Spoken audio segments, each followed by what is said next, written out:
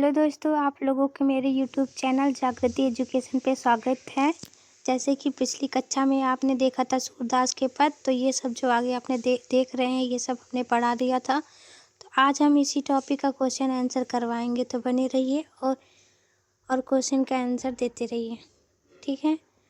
तो सूरदास के पद का ये क्वेश्चन है झारखंड पुलिस पेपर 1 के लिए।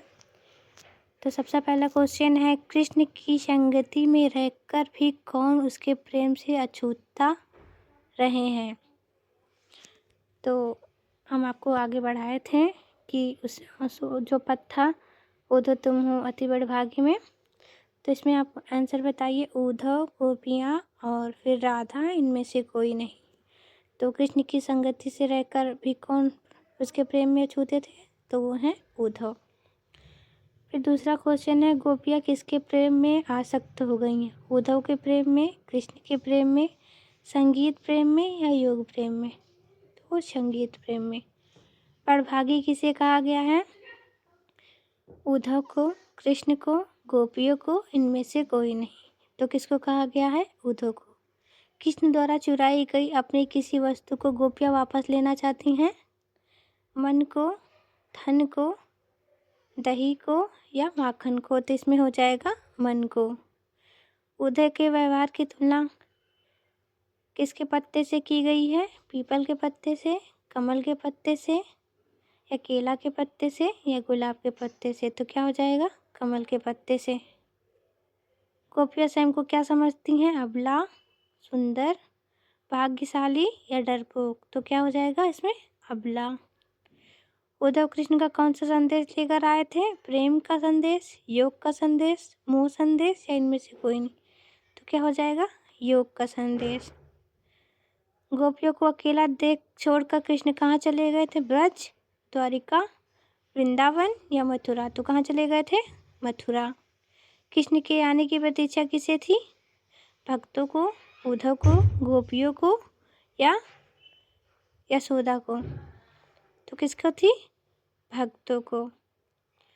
भक्तों को भी थी, इधर हो जाएगा गोपियों को, लेकिन अगर भक्तों और गोपियों दोनों में से कोई चुनना रहे तो आप जानिएगा किसको, गोपियों को।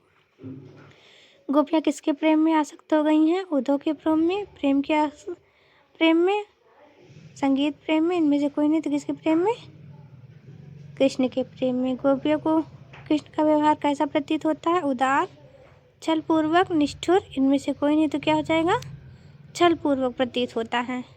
गोपियाँ श्री कृष्ण को किसके समान मानती, हारिल की लकड़ी के समान, राजा के समान, कमल के पत्ते के समान, तेल की गागरी के समान। तो क्या हो जाएगा इसमें, हारिल की लकड़ी के समान। उसमें हमने आपको पढ़ाया था ना कि हारिल की लकड़ी, हारिल एक पक्षी होती है जो अपने पैर में एक लकड़ी रखे रहती है जो कभी नहीं छोड़ती। तो सेम उसी तरह से किन्ने प्रेम की मर्यादा का, किसने प्रेम की, इसमें हो जाएगा किसने प्रेम की मर्यादा को उल्लंघन किया है, गोपियों ने, उद्धव ने, राजा ने या कृष्ण ने। तो किसने किया था, कृष्ण ने। गोपिया द्वारा उद्धव को बड़भागी कहने का क्या कारण है, कृष्ण की प्रिय सखा होना, कृष्ण के समीप भी निर्गुण की बातें करना, उद्धव का अत्यंत ज्ञानी होना, इनमें से सभी है। तो क्या हो जाएगा, बी, कृष्ण के समीप भी रहकर निर्गुण की बात करना।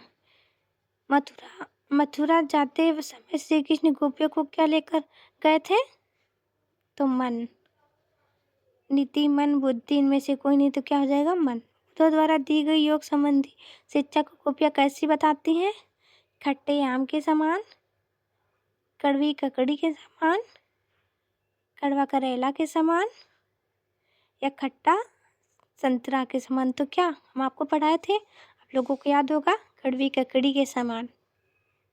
उद्धव के अनुसार राजा का धर्म क्या होता है, राजा सर्वशक्तिमान होता है, राजा दुख देता है, राजा नीति का पालन करता है, या राजा अत्याचारी होता है। तो क्या राजा होता है, राजा नीति का पालन करे, ठीक है।